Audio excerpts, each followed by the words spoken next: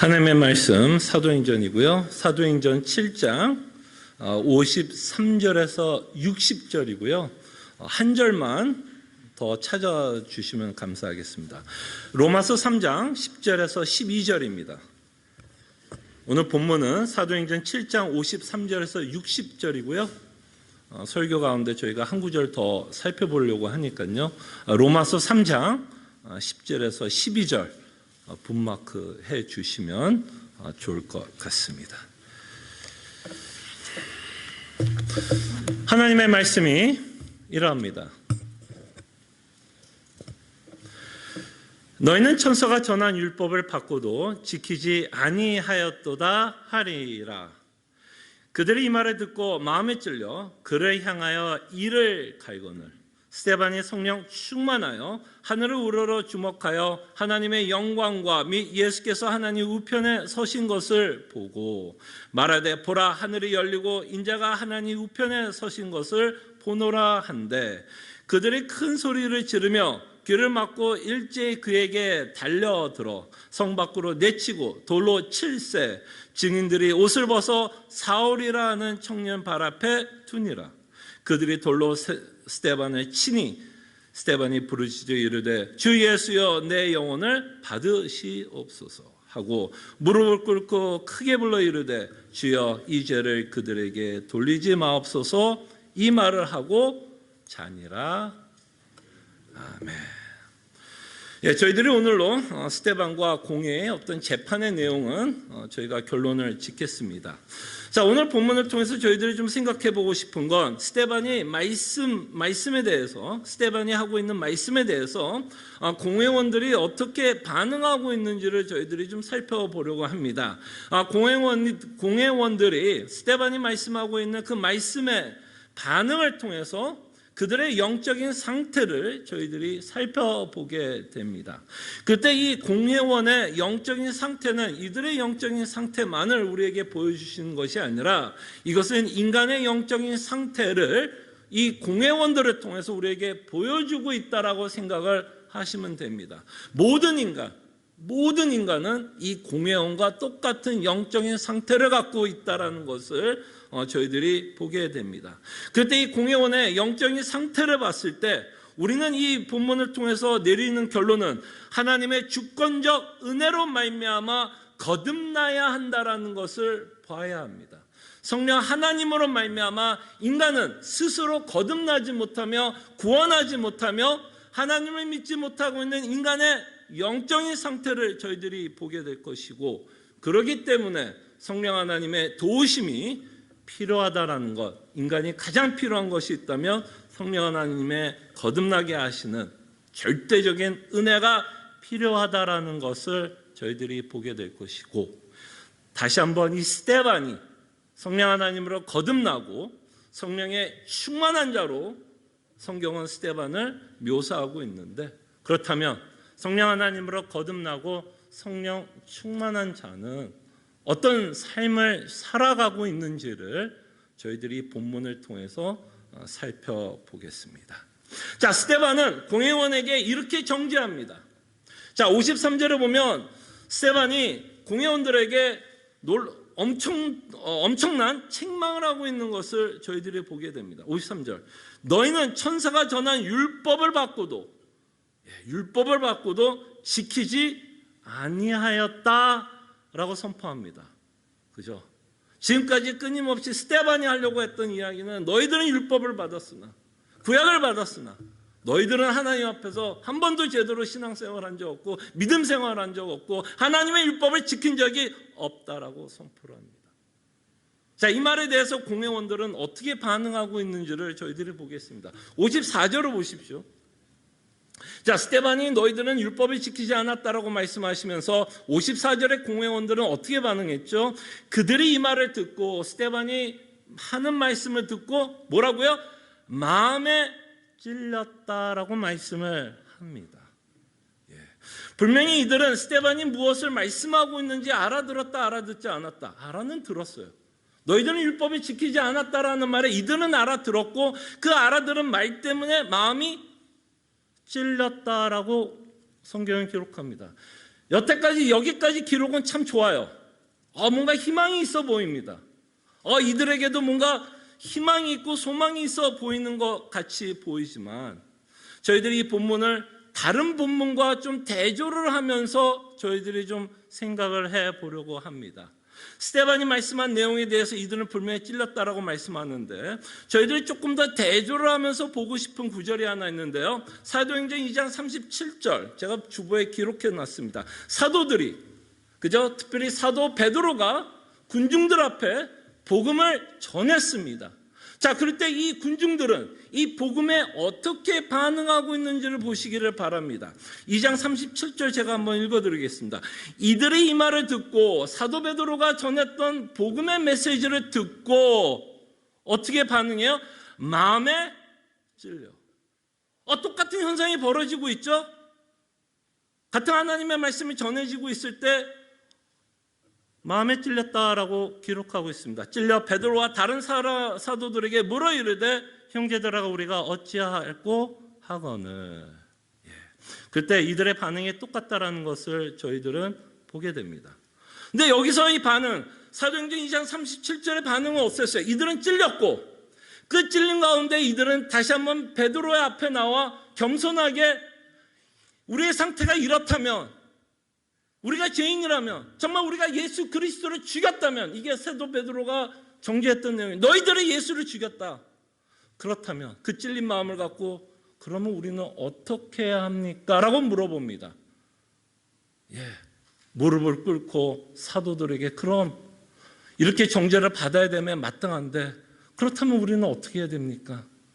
어떤 모습을 보게 되죠? 사도들 앞에 겸손하게 무릎을 꿇고 어떻게 해야 될 것을 물어보고 있는 것을 보게 됩니다. 이들은 찔림에 사도들에게 물어봅니다. 자, 근데 공회원들은 어떻게 반응하죠? 자, 이제 54절을 볼게요. 다시 이제 54절을 볼게요. 같은 찔림에 대해서 한쪽은 정말 베드로 앞에서 무릎을 꿇고 겸손하게 어찌해야 할 거를 말하고 있다면 54절은 어떻게 반응해요? 그들이 이 말을 듣고 마음에 찔려 그를 향하여 어떻게 했다고요? 이를 갈구늘. 와, 얼마나 지금 대조가 되고 있는 모습을 보시기 바랍니다. 같은 하나님의 말씀이 전해지고 있는데 이 말씀을 듣고 있는 자들은 똑같이 찔렸어요. 마음에 찔림이 있었는데 그 찔림에 대해서 이 두 부류의 사람은 다르게 반응하고 있다는 것을 보게 됩니다. 그때 공회원들은 어떻게 반응해요?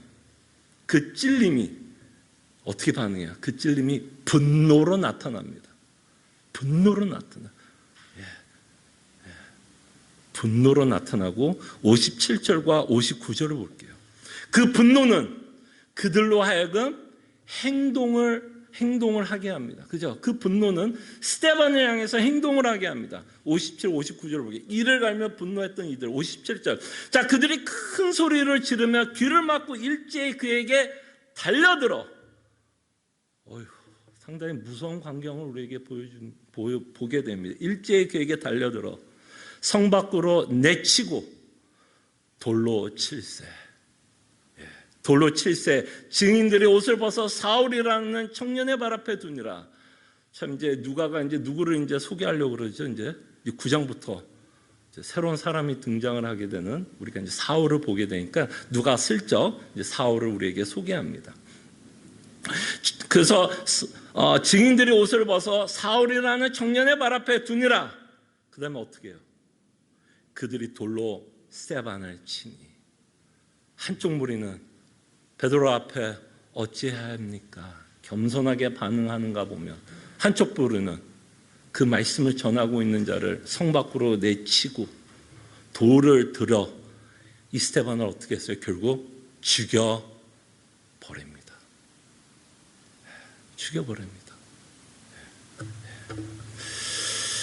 자, 그럴 때 사도행전 2장에서 나오는 부류의 사람들과 지금 이 공회원들의 차이가 있을까요, 여러분?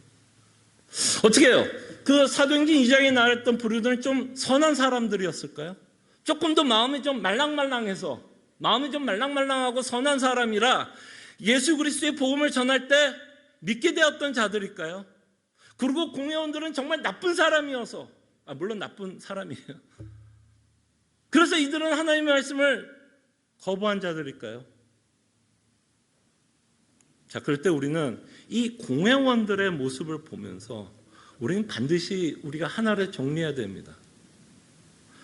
공회원들의 모습이 바로 인간들의 모습이라는 것을 잊지 않았으면 좋겠어요. 공회원들의 반응이 인간들의 모습입니다.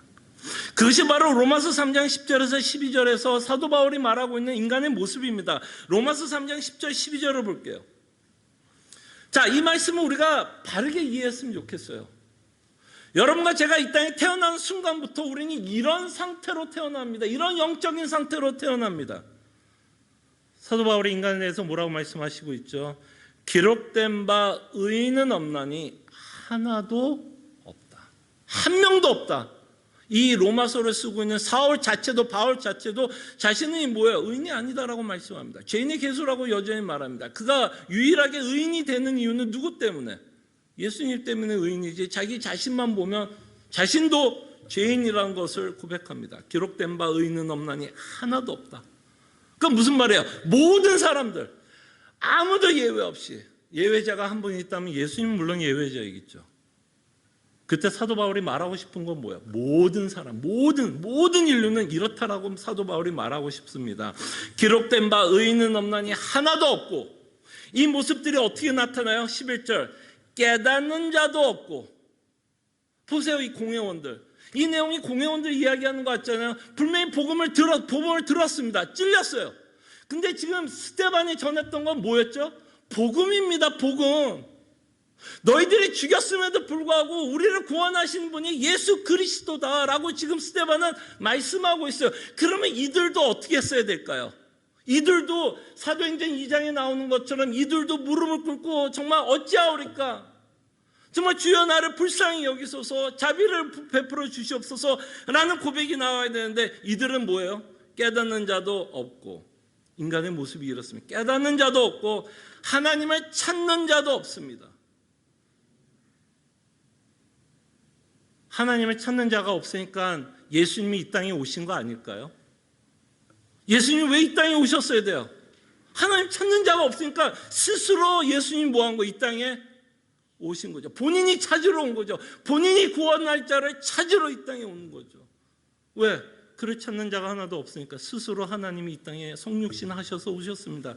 깨닫는 자도 없고 하나님을 찾는 자도 없고 다 치우쳐 함께 무익하게 되고, 이 무익했다는 의미가 뭘까요? 아무런 유익을 주지 않는 인간의 모습을 말하는 게 아니라 어떤 무익하다는 거, 뭐가 무익하다는 거예요? 스스로 인간은 하나님을 믿을 수 없다라는 얘기입니다. 이런 의미에서 무익하게 되고, 선을 행하는 자는 없나니 하나도 없다. 여기서 말하는 선은 뭘까요? 자선 사업하고 박애 정신을 갖고 가난한 자를 돕고, 이걸 성경에서 말하는 선은 아닙니다. 정말 성경에서 말하는 선은 뭘까요? 최고의 선은 뭘까요? 하나님을 믿고 그에게 순종하면서 사는 게 성경에서 말하는 최고의 선입니다. 하나님이 가장 기뻐하는 삶은 바로 그 삶을 살아가는 거죠. 그러나 그렇게 살아가는 자 하나도 없다라고 말씀합니다. 그것이 바로 지금 공회원의 모습을 보면서 보게 됩니다. 마치 이런 거죠, 여러분. 말도 안 되는 예를 들겠습니다. 제가 여러분들에게 뭐라고 좀 말이 될 수 있는, 자, 제가 여러분들에게 오늘 집에 갈 때 100불씩 나눠준다고 해요. 여러분, 100불 작은 돈 아니죠? 그럼 100불을 주면 그래도 좀 마음에 와 기쁘다라는 마음이 좀 들 수 있는 액수가 될까요? 제가 준다고 해요. 근데 지금 이 공회원들 뭐 하는 거예요, 여러분? 지금 공회원이 뭐 하는 거예요? 제가 여러분들의 100불을 줬는데 그 100불을 주고 있는 저한테 확 던지고 이러고 있는 거예요, 지금. 지금 뭐야, 스데반은? 복음을 전하는 겁니다, 지금. 이들을 살릴 수 있는 복음을 전하는 거예요. 100불이 아니라 100불보다 더 가치 있는 우리의 구원에 관한, 우리의 영생에 관한, 우리의 영혼에 관한 좋은 소식을 전하는데 이들은 뭐 할 수 없어요? 뭐 할 수 없어요? 스스로 믿을 수 없다. 이게 인간의 가장 큰 비극입니다.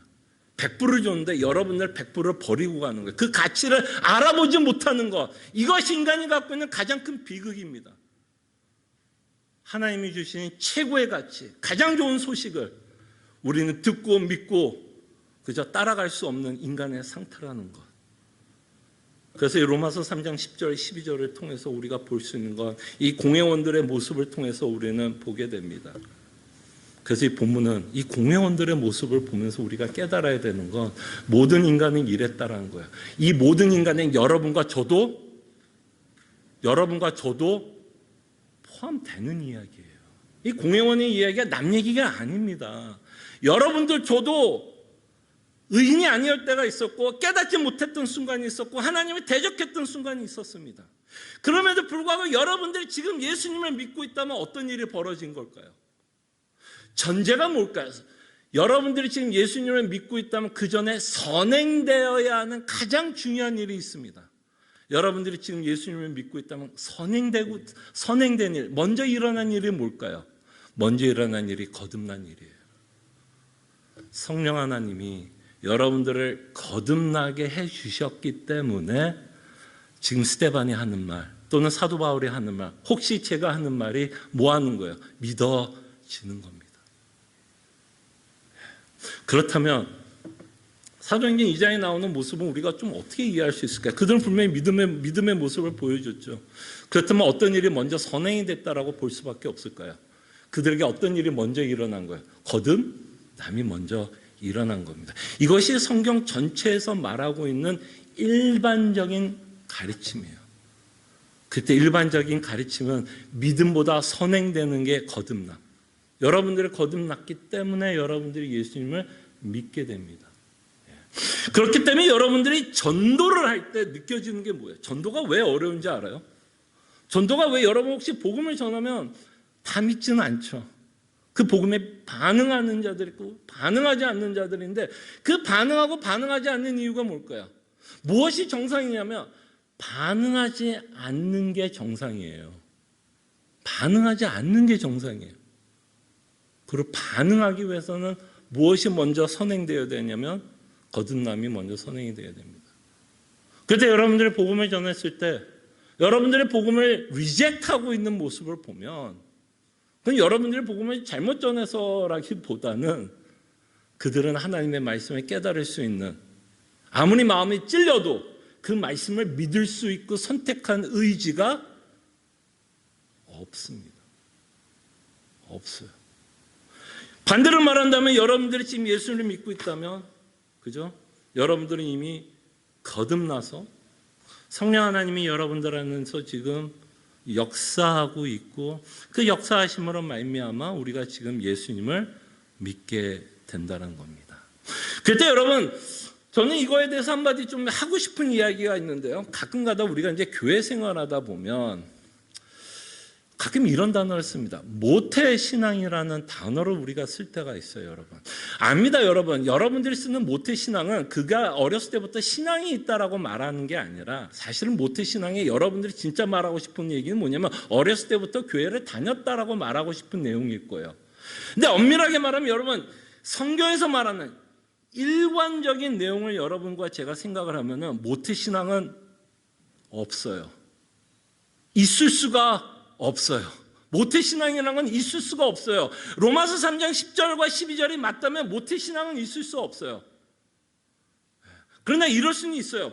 우리가 어렸을 때부터 다녀서 사도 바울과 같이 180도 회심하는 경험 없이도 그냥 이 뭐랄까 보슬비에 이렇게 젖는 것처럼 우리는 회심은 할 수는 있습니다. 그러니까 그 드라마틱한 경험이 없어도 우리는 충분히 거듭나는 순간은 있을 수 있어요. 그래서 내가 언제 내가 예수님을 믿었고 거듭났는지에서 좀 헷갈릴 수는 있습니다. 그 순간이 헷갈릴 수는 있어요. 그러나 여러분들이 어렸을 때 만약에 예수를 믿고 있다면 선행이 뭐였을까요? 선행은 반드시 거듭남입니다. 거듭났기 때문에 여러분들이 어렸을 때도 예수님을 믿게 되는 거예요. 그냥 교회를 다녔기 때문에 우리가 예수를 믿는 게 아니라 전적인 하나님의 은혜로 말미암아 우리가 거듭난다라는 것. 다시 말씀드리면 인간은 스스로 구원할 수 없다라는 것을 여러분 기억해 주시고 만약에 우리가 스스로 하나님을 믿어 구원을 받는다면 여러분 한번 생각해 보시죠. 논리적으로 하나만 여러분 곰곰이 한번 생각해 보시죠. 우리가 만약에 스스로 하나님을 믿어 하나님을 선택해서 하나님을 믿는다면 우리는 절대로 이 말을 쓰지는 못합니다. 하나님이 전적으로 나를 구원했다라는 말은 쓸 수가 없어요. 무슨 말인지 알겠죠? 내가 하나님을 선택했다라고 우리가 믿는 순간 우리는 결탄코 내가 받은 구원에 대해서 전적으로 하나님의 은혜로 구원받았다라는 말은 쓸 수 없습니다. 왜? 나도 그 구원에 뭘 했기 때문에 일조를 했는 거 아니야. 내가 선택했다면. 그렇기 때문에 우리가 구원에 관해서 정말 전적인 하나님의 은혜를 믿는다면 우리가 받은 구원에 우리가 한 일은 하나도 없으며 성경은 끊임없이 인간이 누구라는 것을 말씀하는 것을 보면 우리는 스스로 하나님을 선택할 수 있는 능력이 없다라는 것을 보게 됩니다. 그렇기 때문에 여러분과 제가 받은 은혜가 너무 감사한 거예요. 이게 너무 감사한 거예요. 그냥 내버려 두어서 우리를 심판해도 하나님은 공의로운 자이고 우리가 하나님에 대해서 뭐라고 할 수 없는 자들인데 이렇게 공회원과 똑같은 우리들을 하나님이 우리에게 은혜를 베풀어 주신 것, 이것이 하나님이 우리에게 말씀하는 은혜의 내용이 아닌가 생각을 합니다. 자, 그럴 때 이제 거듭나지 못한 공회원의 모습을 우리가 보지만 이제는 또 성경은 이렇게 거듭나지 않는 인간의 모습도 보여주지만 또 어떤 모습을 보여줘요? 거듭나서 성령의 충만한 자의 삶이 어떤 모습으로 나타나고 있는지를 우리는 누구를 통해서 보게 돼요? 스데반의 죽어가는 모습을 통해서 우리는 정말 여러분들과 제가 거듭났다면, 성령 하나님이 우리와 함께하고 있다면 우리가 어떤 삶을 살아야 할지를 저희들 스데반의 삶을 통해서 우리는 보게 됩니다. 자, 그럴 때 우리는 좀 오해가 없었으면 합니다. 성령이 거듭나고 성령으로 말미암아 거듭나고 성령이 충만하면 우리는 뭔가 나와 좀 다른 자일 거라고 생각을 합니다. 뭔가 나와 좀 더 대단한 사람, 뭐 더 능력 있는 사람. 그래서 우리는 성령 충만하면 뭔가 굉장히 능력 있는 사람인 것처럼 말하고 우리는 생각하게 되는데, 사실 여기서 이 스데반의 모습을 보면 성령 충만한 모습은 모든 그리스도인들이 갖고 살아야 하는 모습이에요. 사실은 이게 뭐 목사이기 때문에 뭐 장로이기 때문에 뭐 위대한 뭐 능력자 뭐 믿는 뭐 성숙한 자들이기 때문에 갖는 모습이 아니라, 성령 충만한 자는 성령 하나님이 함께 있다면 정말 이런 삶을 살아야 한다는 것을 저희들이 좀 기억했으면 좋겠고, 성령 하나님의 일반적인 사역이 뭘까요? 일반적인 사역은 뭐야? 끊임없이 그 예수 그리스도의 복음을 여러분들에게 비춰주는 일이 성령 하나님이 하는 일반적인 사역입니다. 자꾸 고린도전서에 나온 어떤 신비한 사역에 관심을 갖는 게 아니라 성령 하나님이 하시는 일반적인 사역은 끊임없이 예수 그리스도의 복음을 우리에게 깨닫게 해 주시는 사역을 감당하고 있다는 것을 기억해 주시기를 바랍니다. 그때 스데반의 모습을 저희들이 한번 살펴보겠습니다. 자, 스데반의 모습을 한번 살펴보죠. 자, 55절부터 보면 스데반이 성령 충만한 자인데, 성령 충만한 자는 뭐예요? 스데반이 성령 충만하여 하늘을 우러러 주목하여 하나님의 영광과 및 예수께서 하나님 우편에 서신 것을 보고, 물론 하나님께서 이 자에게는, 스데반에게는 환상으로 더 극명하게 보여줄 수 있을지는 모르겠어요. 그 당시에는 하나님의 어떤 특별한 그 시대상에서 하나님이 이들에게 믿음을 더해주기 위해서 어떤 정말 정확한 환상을 보여줬는지 모르지만 우리도 믿고 있는 내용이 이 내용 아닙니까? 여러분과 스데반이 믿고 있는 내용이 다르지 않습니다. 스데반이 믿었던 내용도 하나님의 영광을 바라봤고 우편에 서신 것을 보았다면, 우리도 지금 신앙생활하면서 예수 그리스도를 말미암아 그의 영광을 바라보면서 우리는 살아갑니다. 인간이 타락한 후에는 하나님의 영광을 볼 수 있는 자는 하나도 없습니다. 그럴 수밖에 없죠. 아까 로마서 3장 기억나시죠? 하나님을 깨닫는 자들이 없다고 하는데, 그 깨닫는 자가 없다면 하나님의 영광을 어떻게 보겠습니까? 그럴 때 타락 후 하나님은 다시 한번 자신의 영광을 보여주게 되는데, 무엇을 통해서 하나님의 영광을 보여주신지 아십니까? 그것은 십자가의 사건을 통해서 우리에게 영광을 보여줍니다. 그래서 사람들이 예수님 믿기가 너무 힘들어요. 왜 하나님이 이 사람들의 예수님을 믿기가 너무 힘든지 알아요? 그 십자가는 그 당시 뭐였어요, 여러분? 십자가가 사람들에게 영광을 주는 행위였습니까? 아니면 인간에게 치욕을 주는 행위였습니까? 십자가는 그 당시 최고의 죄인들에게 주는 형벌이었어요. 그렇기 때문에 사람들이 십자가에서 죽었다 그러면 그 사람은 뭐야? 가장 큰 치욕을 당하면서 죽었다라고 생각합니다. 그 안에 영광이 있어요, 없어요? 그 안에 영광은 있을 수 없어요. 그렇기 때문에 사람들에게 십자가를 통해서 하나님의 영광을 볼 수 있다면 미친 거 아니냐. 그래서 사람들은 뭐라고 생각해요? 그 십자가의 사건을 미련하다라고 생각을 하는 겁니다. 미련한 거죠. 그러나 우리는 그 십자가를 통해서 그 예수님의 치욕을 통해서 우리는 뭐를 봐요? 그 예수님의 치욕을 통해서 우리는 뭐를 보죠? 우리의 구원을 보게 됩니다. 역설이에요. 이거는요, 믿음으로만 이해할 수 있는 내용입니다. 믿음으로만 이해할 수 있는 내용이에요. 믿음으로만 신앙 고백할 수 있는 내용입니다. 믿음으로만 십자가에 나타난 하나님의 영광을 보게 됩니다. 그때 여러분과 저도 스데반과 같이 십자가를 통해서 예수 그리스도를 보게 됩니다.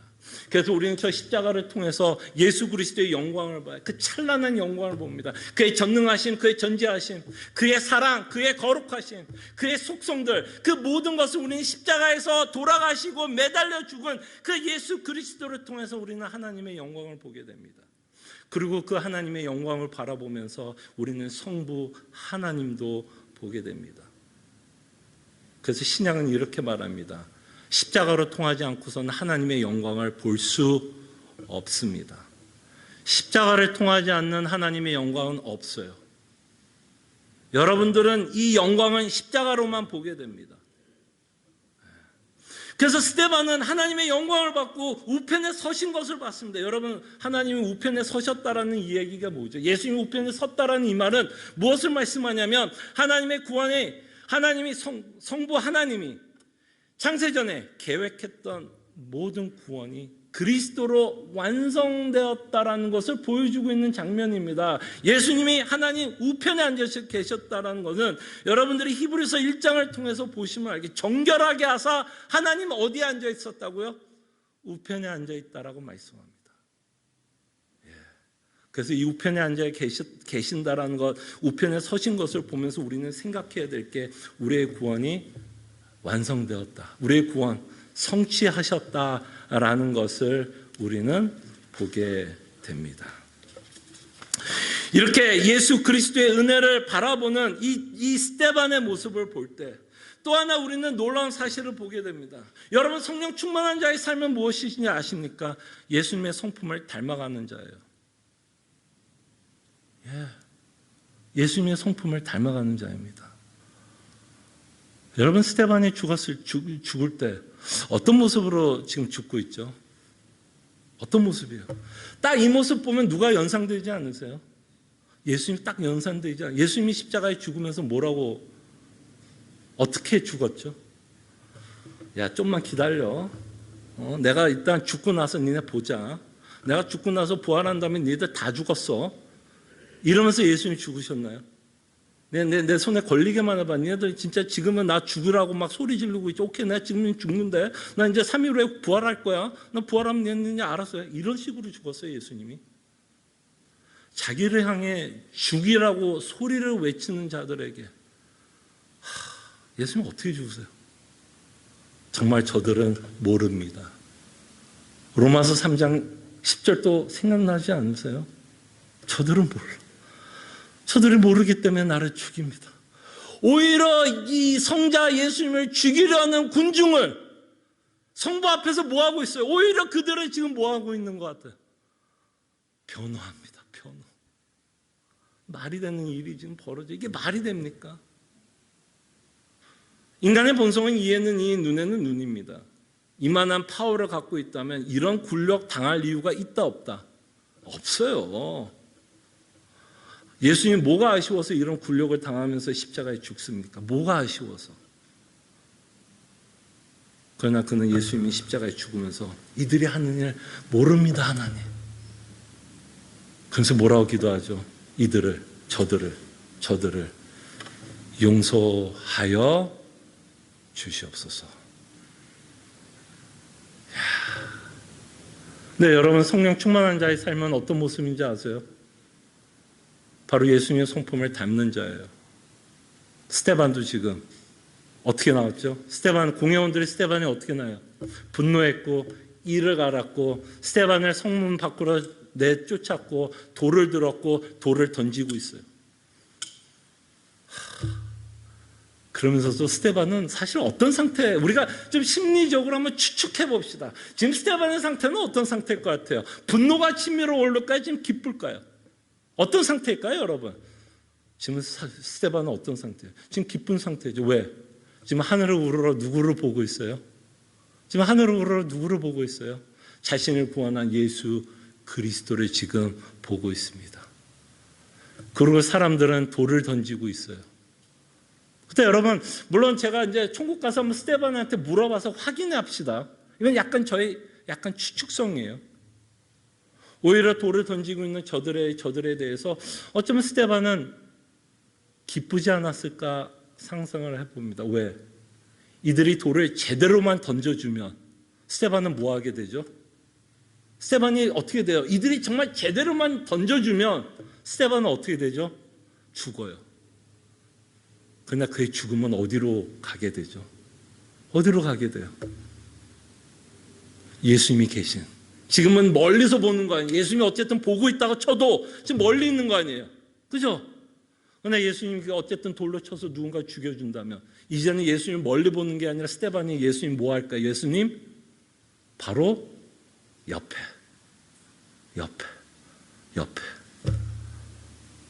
오히려 지금 죽고 있는 스데반은 기쁘지 않았을까 싶어요. 그렇게 죽어가고 있는 스데반, 그 기쁜 가운데 그러니까 마음에 뭐가 있어요? 마음에 뭐가 있을까요? 여유가 있는 거죠. 죽는 상황에서도. 오히려 여유가 있고 오히려 어떤 생각이 들었을까요? 나를 죽이고 있는 저자들에 대해서 스데반은 어떤 마음이 들었을까요? 오히려 더 불쌍하고 치근하고 안 됐고, 그죠? 지금 이들이 하고 있는 행동을 몰라서 이렇게 나에게 돌을 던지지만 하나님께서 이들을 뭐 할 거를 스데반은 알았을까요? 심판하실 것이기 때문에. 이들을 향해서 스데반은 어떤 마음을 갖게 되는 거예요? 오히려 긍휼함, 안타까움. 그 긍휼함과 안타까움으로 스데반은 그들을 향해 예수님과 같이 용서해 주실 것을 기도합니다. 여러분과 제가 신앙생활하면 여러 가지 열매를 맺고 살아가야 돼요. 여러 가지 열매를 맺고 살아가야 되고 믿음이라는 것은 우리의 삶에 여러 가지 열매로 형태로 나타난다라고 얘기합니다. 여러분들이 예수 그리스도를 믿고 있고 그의 은혜 가운데 살아가고 있고 하나님의 사랑을 받고 있다면 여러분들을 힘들게 하는 자들을 어떻게 대하고 있는지를 여러분들은 살펴보셔야 돼요. 여러분들을 불편하게 하는 자들에게 여러분들은 어떤 마음을 갖고 살아가는지를 살펴보셔야 됩니다. 왜? 이게 같이 가요. 어저께 새벽 기도회를 통해서 제가 말씀을 드린 것처럼 하나님께 낳은 자들은 하나님으로 낳은 자들을 사랑하게 된다라고 말씀하십니다. 그러니까 이 신앙생활은 참 복잡해요, 여러분. 이게 단순하지 않습니다. 이 신앙생활, 우리의 믿음의 삶은 그냥 나만 하나님만 잘만 믿고 살면 그게 끝이 아니라고 성경은 말을 해요. 내가 하나님 앞에 떳떳하고 내가 하나님 앞에 제대로 신앙생활하면 내가 신앙생활 잘한다. 성경은 그렇게 얘기하지 않습니다. 그건 너무 당연한 이야기고요. 더 당연한 얘기는 뭐냐면 나를 힘들게 하는 원수를 향해서 또는 나를 핍박하는 자에 대해서 여러분과 저는 어떻게 반응하느냐도 여러분들이 믿음을 갖고 있는지를 보여주는 증표가 된다라고 말씀합니다. 그렇기 때문에 신앙생활이 어려워요. 여러분들이 어렵다라는 생각이 들어요. 제가 이 말을 하면 여러분들은 어렵다라는 마음이 들어야 돼요. 왜냐하면 우리가 삶을 살다 보면 누군가에 대해서 우리가 불편한 사람이 있고 불편한 정도가 아니라 미운 사람도 있게 되고 정말 저자를 용서하고 싶지 않는 내 안에 뭐가 일어나요? 분노도 일어날 때가 있습니다. 그런데 정말 예수님이 우리 십자가를 통해서 우리를 용서했고 은혜를 베풀었다는 걸 우리를 믿는다면 우리는 절대로 이해는 이유로 살 수 없는 자입니다. 이해는 이유로 살 수 없는 자들이에요. 절대로. 물론 그럼에도 불구하고 우리의 죄성이 너무 강하기 때문에 우리는 이에는 이 눈에는 눈으로 살고자 하는, 복수하고자 하는 그런 마음이 드는 건 압니다만, 정말 우리가 예수 그리스도를 믿고 있다면 정말 이 스데반과 같은 삶을 살아야 됩니다. 이게 뭐라고요? 성령 충만함. 그러면 성령 충만하면 뭐 엘리트 신앙인들, 믿음의 뭐 성숙한 자들만 이렇게 살아야 한다라고 생각하십니까? 아니죠. 이거는 모든 성도들이 이렇게 살아야 한다라고 성경은 누누이 말씀하고 있는 거 아닐까요? 그럴 때 우리 자신을 좀 살펴봤으면 합니다. 하나님 앞에 여러분들은 다 떳떳하게 서 있을지는 몰라도 과연 나는 내 이웃에 대해서, 내 형제에 대해서 어떤 관계와 어떤 마음을 갖고 살아가는지도 우리의 믿음을 점검하는 척도가 된다는 것을 기억해 주시기를 바랍니다. 그래서 마지막은 아닌데 한 두 가지 포인트만 더 말씀을 드릴게요. 스데반이 이렇게 이 죽음 앞에서 담대함을 좀 봤으면 좋겠어요. 여러분 곰곰이 생각해 보세요. 여러분이 스데반이면, 제가 스데반이었으면 저는 되게 갈등했을 것 같아요. 어쨌든 제가 이제 복음을 전했어요. 제가 스데반이라고 합시다. 복음을 전했어요. 저는 이 말을 할까 말까를 되게 갈등했을 것 같아요. 무슨 말이냐면, 너희는 율법을 받았으나 율법을 지키지 않았다라는 이 말은 제가 스데반이었으면 되게 갈등했을 것 같아요. 왜? 이 말 잘못했다가는 어떻게 될 줄로 스데반은 알았을까요? 예수님이 어떻게 죽었어요? 왜 죽었는지 스데반이 몰랐을까요? 알았겠죠. 똑같은 말을 하게 됐는데 이 똑같은 말을 하면 스데반이 어떻게 될 거를 알았을까요? 이거 잘못하다가 여기서 돌 맞아 죽던지 창에 찔려 죽던지 뭐 어떻게든 죽을 수 있겠다는 걸 예상했을까요? 못했을까요? 스데반이 바보가 아닌 이상 예상을 했을 거예요. 저라면 갈등했을 것 같아요. 근데 여러분 스데반의 모습을 보면 좀 갈등하고 있는 모습은 없는 것 같아요. 왜 갈등이 없었을까요? 왜 스데반은 이 상황에서도 담대하게 너희들은 율법을 지키지 않았다라고 이야기했을까요? 죽을 수도 있었는데. 결국 저는 이 스데반이 이렇게 이 죽음 앞에서도 덤덤하고 담대하게 그가 했어야 하는 말을 했던 이유는 저는 부활 소망이라고 생각합니다. 부활 소망이었어요. 부활 소망이 아니고선 이걸 설명할 방법이 없어요. 그렇지 않아요? 스데반의 목숨이 뭐 2개, 3개, 10개가 있습니까? 이게 부활 신앙이 아니면, 부활 소망이 아니면 스데반이 이렇게 한 이 군중들 앞에서, 이 공회 앞에서 덤덤하게 담대하게 너희들은 율법을 지키지 않았다는 말을 어떻게 할 수 있겠어요? 부활의 소망이 있었기 때문에 그는 죽음도 어떻게 생각해요? 담대하게 또는 덤덤하게 뭐 하는 거예요? 지금 받아들이고 있는 모습을 보게 됩니다. 그러니까 저는 그런 것 같아요. 신앙인은 최악의 상황과 환경을 받아들일 수 있는 자들입니다. 최악의 상황과 환경을 신앙인은 받아들일 수 있는 자들이에요. 자, 그렇다고 여러분 삶 가운데 뭐 하나님께서 언제 최악과 뭐 최악의 상황을 준다는 얘기는 아니지만, 정말 스데반이 이렇게 죽음 앞에서, 죽음보다 인간이 더 최악된 상황이 있을 수 있을까요, 여러분? 그렇지 않아요? 죽음보다 인간이 가질 수 있는 최악의 상태가 다른 게 있을 수 있을까요? 그때 이 스데반의 담담한 모습을 보면 우리 안 인생 앞에서 벌어지는 어떤 최악의 사건 가운데서도 우리는 덤덤할 수 있다라고 저는 믿습니다. 그것이 혹시 성경에서 말씀하고는 부활의 소망이 아닐까 싶어요. 부활의 소망이 있기 때문에 내 앞에 있는 광야도, 내 앞에 있는 절망도, 내 앞에 있는 최악도 뭐 할 수 있어요? 부인하지 않고 미쳐내는 게 아니라 이걸 뭐 할 수 있어요? 인정하게 되는 거예요. 괜찮아. It's okay. 왜? 부활 소망이 있으니까. 저는 부활 소망이 정말 우리가 이 땅에 살면서 살아가는데 굉장히 담대한 힘을 준다라고 생각을 합니다. 여러분들이 당하고 있는 그 모든 염려들을 직시하고 바라보게 할 수 있는 것도 저는 부활 신앙이라고 생각을 합니다. 부활 소망은 우리의 최악된 상황 가운데서도 여전히 우리에게 뭘 줘요? 소망을 줍니다. 그 소망이 우리로 하여금 우리가 당하는 수많은 일 가운데 소망을 준다라고 저는 생각을 합니다. 마지막으로 스데반의 인생을 통해서 우리가 보고 싶은 건 마지막 이겁니다. 제가 스데반의 인생을 통해서 스데반이 설교한 내용을 통해서 제가 말씀하고 싶었던 주된 포인트는 이거였어요. 하나님은 계획이 있었고 그 계획을 예수 그리스도로 성취하고 있었다라는 것을 말씀드렸습니다. 그때 스데반의 인생이 뭘로 끝나는 것 같아요, 여러분? 스데반의 인생이 이렇게 끝나는 걸 통해서 정말 하나님이 우리에게 말씀하고 싶은 내용은 뭘까요? 담대하게 믿음을 지켜라. 네, 맞아요. 정말 예수 그리스도의 성품을 갖고 이 땅에 사십시오. 용서하십시오. 네, 맞아요. 그러나 스데반의 인생을 통해서 우리에게 보여주고 싶은 건 뭐예요? 그 인생이 어떻게 마감이 되고 그 마감이 되면서 구원이 어떻게 완성되고 있는지를 우리에게 보여준다라고 생각을 합니다. 무슨 말인지 알겠죠? 스데반의 죽음은 구원의 완성을 우리에게 보여준다는 거예요. 그러니까 스데반이 어디를 봐요, 지금? 어디를 봐요, 지금? 어디를 봐요? 군중을 보고 공회원을 보고 돌을 보는 게 아니라 지금 어디를 향해 있어요? 지금 어디를 향해 있어요? 눈이 예수 그리스도의 영광을 바라봅니다. 이게 바로 스데반이 설교하고 싶었던 내용이에요. 하나님이 어떤 계획을 갖고 있었느냐? 창세전에 무엇을 이루려고 했느냐? 성자 하나님을 통해서 여러분과 저를 뭐 하려고요? 하나님의 나라로, 하나님의 나라에서 영원히 살게 하기 위해서 성자 하나님을 보내주셨어요. 그 일을 하기 위해서 우선적으로 해결해야 되는 일이 십자가의 사건이요, 우리의 죄의 문제를 해결했어야 되기 때문에. 그래서 우리는 스데반의 인생을 통해서 우리가 마무리하면서 우리는 기억합시다. 하나님이 갖고 있는 여러분들을 향한 최고의 선물, 최고의 계획은, 죄송합니다, 이 땅이 아니에요.